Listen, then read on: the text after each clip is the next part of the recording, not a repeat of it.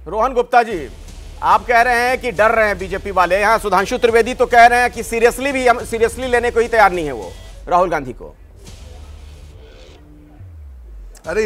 अरे इसीलिए तो जैसे ही लोअर कोर्ट को ऑर्डर आते ही क्यों सदस्यता रद्द करनी पड़ी भाई साहब? जवाब तो दीजिए। मुंह में तो दही जम जाता, आज भी जवाब नहीं है। क्यों 2 दिन लगे वापस उनको निलंबन को कैंसिल करने के लिए? नहीं होते ना, कल ही कर देते तो मंडे होते हैं वहां पे। देखिए मुद्दा उनको डर क्यों लग रहा है? मणिपुर के मुद्दे पे वैसे भी वो चर्चा से दूर भागते हैं। अब मणिपुर पे मुद्दे पे राहुल जी जाके आए तो इनको जवाब तो देना पड़ेगा। हरियाणा के मुद्दे पे जवाब देना पड़ेगा। इनके शासन में मैं उसको कुशासन कहूंगा, जिस प्रकार से देश का डराने का झगड़ाने का इन्होंने काम किया है। राहुल गांधी जी एकमात्र व्यक्ति है कि उस पर मरहम लगाने का काम करते हैं। इन्होंने कहा, मुझे बताइए किस नेता की हिम्मत है 3000 किलोमीटर पूरे देश में चल के देश के हर तबके को आदमी को मिलता है? कौन सा नेता जाके ड्राइवरों को मिलता है, विक्रेताओं को मिलता है, महिलाओं को मिलता है? कौन सा नेता है बताइए ना ईमानदारी से। आप लोग देश की जनता के साथ जो खड़ा है उसका मजाक उड़ा रहे हैं। अरे देश की जनता आपका मजाक उड़ाएगी। राहुल गांधी की जीत नहीं है ये, देश की जनता की जो देश की जनता राहुल जी के साथ खड़ी है, ये देश भारत जोड़ो यात्रा की जीत है। ये देश की जनता की दुआओं की जीत है, मजाक मत समझिए। लेकिन रोहन गुप्ता जी जरा ये भी तो समझाइए। एक चीज बोलता हूं, राहुल गांधी जी बात क्या करते हैं? एक मिनट, सिर्फ एक मिनट। राहुल गांधी जी मुद्दे कौन से उछालते हैं? राहुल गांधी तो जनता की बात करते हैं। अगर आप शासन में हैं और आपको लगता है कि राहुल गांधी जी के सवाल के जवाब देना, आप दीजिए ना। राहुल गांधी पे अटैक करने से जो आपके खिलाफ सवाल है वो बंद नहीं हो जाएंगे। राहुल गांधी पे अटैक करने से नहीं, लेकिन जो उन्हें सजा मिली, एक मिनट रोहन गुप्ता जी, ठीक है मैं उस पर जवाब लेता हूं, सुधांशु जी से जवाब दूंगा। एक मिनट, लेकिन रोहन गुप्ता जी सर सुन तो लीजिए रोहन गुप्ता जी। लेकिन जो राहुल गांधी को सजा मिलती है वो भी अदालत से, आज उनकी अगर सजा स्थगित हो जाती है वो भी अदालत से, तो इसमें आप बीजेपी को कैसे घसीट लाते हैं? क्या बीजेपी के इशारे पर अदालतें चल रही हैं देश में?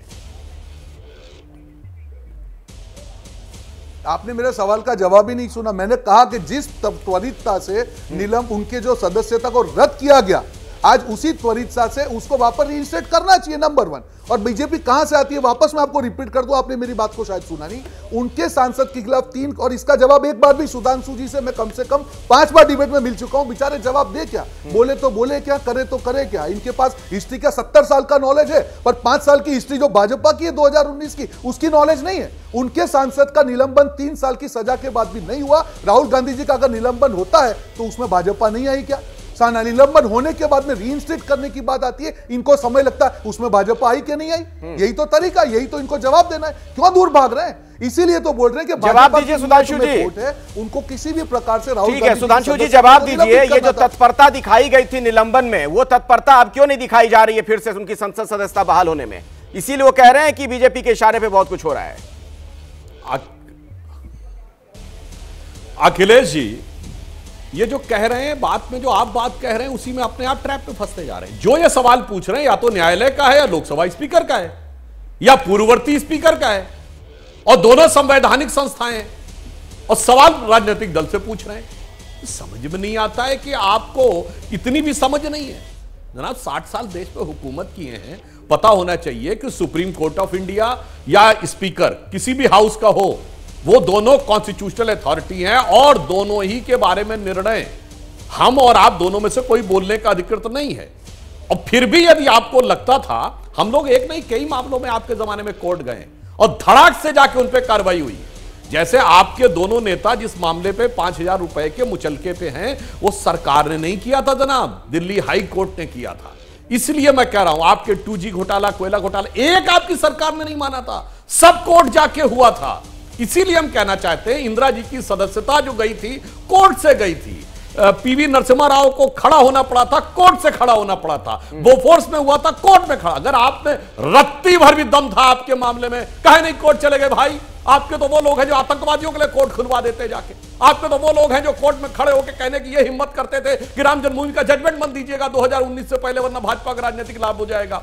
आपके तो वो लोग हैं जो सेना के विरुद्ध कोर्ट में जाकर खड़े हो जाते। समझ में नहीं आता आके यहाँ पर हमारे रोहन जी बहुत जोर जोर से बोलते हैं, मगर इनके वकील जो एक से एक तुर्रम खां वकील हैं, मगर वो वहां नहीं जा पाते और हमसे प्रश्न पूछते हैं संवैधानिक संस्थाओं का। अरे राजनीतिक जवाब दीजिए भाई।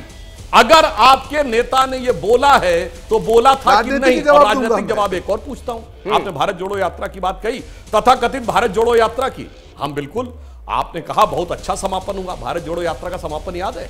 कश्मीर की वादियों में भाई बहन कितने स्नेहपूर्ण माहौल में एक दूसरे के ऊपर बर्फ के गोले फेंक रहे थे।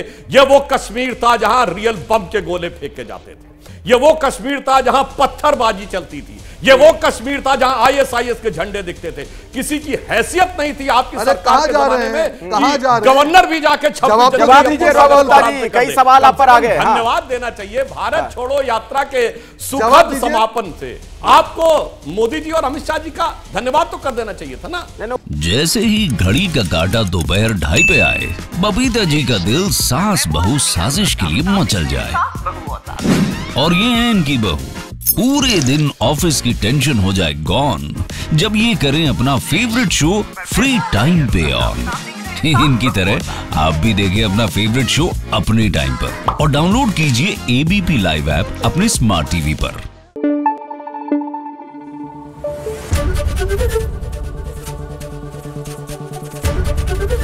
एबीपी न्यूज आपको रखे आगे।